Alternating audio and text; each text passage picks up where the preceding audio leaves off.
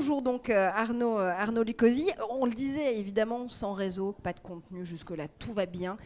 Concrètement, ils en sont où aujourd'hui ces réseaux d'ailleurs? On est en train de construire cette Europe des réseaux, 3 décennies qui sont écoulées depuis la libéralisation des télécoms en Europe. Comment est-ce qu'on synthétise ce très très long parcours? Alors, de manière très simple, déjà pour les télécommunications, l'Europe est fondamentale. Tout vient d'Europe. Et où est-ce qu'on en était il y a 30 ans? Moi, je sortais d'ailleurs de l'école. J'ai envie de dire qu'il y a 3 choses qui sont marquantes. D'abord, il y avait une vision politique très forte. Si on se rappelle, il y avait l'acte unique, le marché unique en 92. Et donc, Jacques Delors avait insufflé une très très grande dynamique un peu dans tous les secteurs, dont les télécoms. Deuxième élément, il y avait une ouverture à la concurrence des monopoles. Et là, on avait un commissaire très actif, qui s'appelait Sir Léon Brittan, qui a ouvert tous les secteurs à la concurrence, dont les télécommunications. Et en 90, il y a une première directive pour ouvrir donc les télécoms à la concurrence. Et puis, troisième élément, c'était la norme GSM, qui a été mise au point à la fin des années 80. C'était un immense succès. Certains se souviennent peut-être qu'on regardait avec émerveillement dans combien de pays on pouvait utiliser notre téléphone. Il y avait plus de 100 pays au début des années 90. Alors, 30 ans après, qu'est-ce qui se passe? Et puis l'Europe, on était 12. On était 12, c'était plus simple. 30 ans après, on est 28. C'est plus complexe. Le souffle politique s'est un peu émoussé. Il y a eu un certain nombre de référendums qui ont été perdus en France, aux Pays-Bas, au Royaume-Uni. Et donc, j'ai envie de dire que la technostructure bruxelloise se perd davantage dans des questions technocratiques. Donc les textes sont plus longs. La première directive sur les télécoms, dont je parlais en 90, elle faisait quelques pages. J'ai retrouvé avant notre intervention. Aujourd'hui, le code européen dont on reparlera, il fait 200 pages, 300 pages. Deuxième élément, c'est que la concurrence, on a changé de paradigme. Le problème n'est plus d'ouvrir des monopoles à la concurrence. Le problème maintenant, c'est d'investir, de construire des nouveaux réseaux. Et donc là, les choses sont plus complexes, il y a beaucoup d'acteurs et il faut réussir à le faire. Alors, on a été peut-être un peu consumériste parfois, donc on a un peu affaibli les opérateurs et pourtant on a besoin d'investir dans les infrastructures. Et là, c'est le modèle des opérateurs d'infrastructures qui a émergé, dont TDF est un élément essentiel. Donc l'investissement dans les infrastructures, dans la fibre optique, dans les réseaux mobiles, 4G, 5G, c'est devenu une priorité et la priorité du code. Et puis troisième élément, c'est la question industrielle. Et là, l'Europe, elle est très tiraillée entre la Chine et les États-Unis. On voit bien l'affaire Huawei. Les questions de cybersécurité, rappelons-nous qu'on avait des géants, Alcatel, Nokia, Ericsson, et ils ont tous du mal. Huawei a un budget de R&D plus grand que celui d'Apple. J'ai découvert ça, donc colossal. Dans les terminaux, il n'y a plus d'équipementiers européens quasiment. Donc là, en termes industriels, on a plus de mal. Et on a plus de mal, ça pose aussi des questions de cybersécurité, puisque avec la 5G, nos réseaux seront davantage critiques, dépendants. Voilà. Je voudrais qu'on continue justement à creuser cette question de la 5G parce qu'évidemment c'est le sujet du moment, tout autant pour des raisons diplomatiques, et on est quasiment sur de la barbouzerie numérique quand on parle aujourd'hui des affaires de guerre commerciale entre la Chine et les États-Unis, notamment sur ce sujet de Huawei et des réseaux 5G. Monaco a fait le choix de Huawei pour le Rocher, pour équiper le Rocher.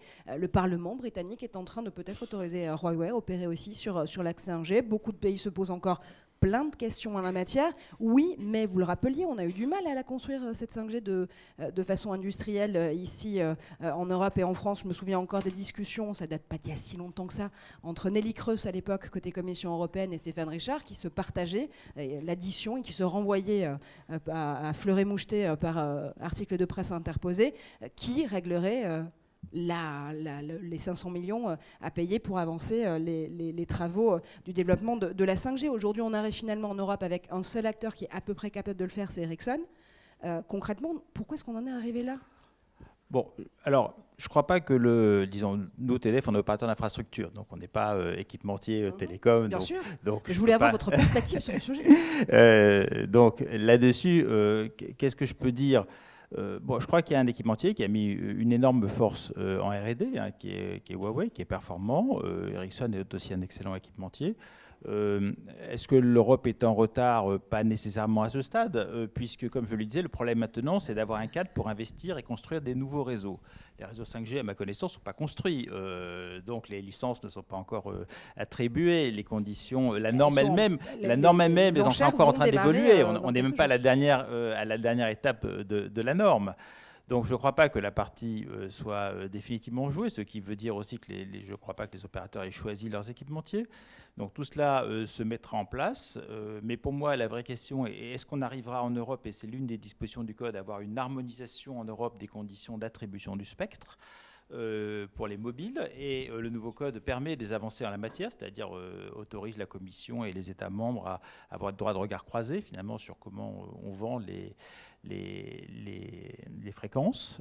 Voilà, donc je crois que l'objectif, c'est comment on va construire des nouveaux réseaux, et derrière, pour les réseaux mobiles, les points hauts. Donc ça, c'est aussi là, c'est le sujet TDF pour le coup. Et donc, il faut étendre le parc de points hauts. C'est notre projet industriel. Alors concrètement, Arnaud Lecossi, tout à l'heure, Guillaume Clossard a rappelé que vous aviez négocié durement lors de la conférence mondiale de Radiocom le fait que les fréquences dédiées aux médias seraient conservées et qu'il n'y aurait pas de dividendes numériques uniquement pour les télécoms.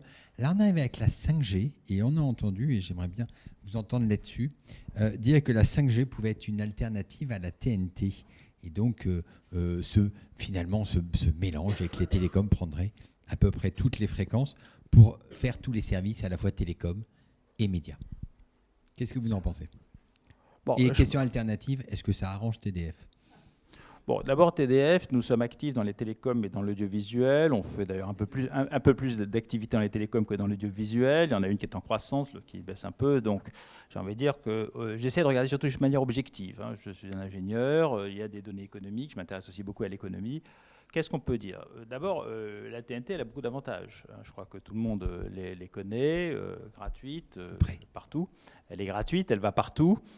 Elle marche et elle est très performante techniquement. Les normes techniques de la TNT sont les meilleures. La 5G ne fera pas mieux en termes de capacité de diffusion. Et le CSA a tout un projet pour la moderniser. Et le projet d'ailleurs que nous soutenons sans réserve.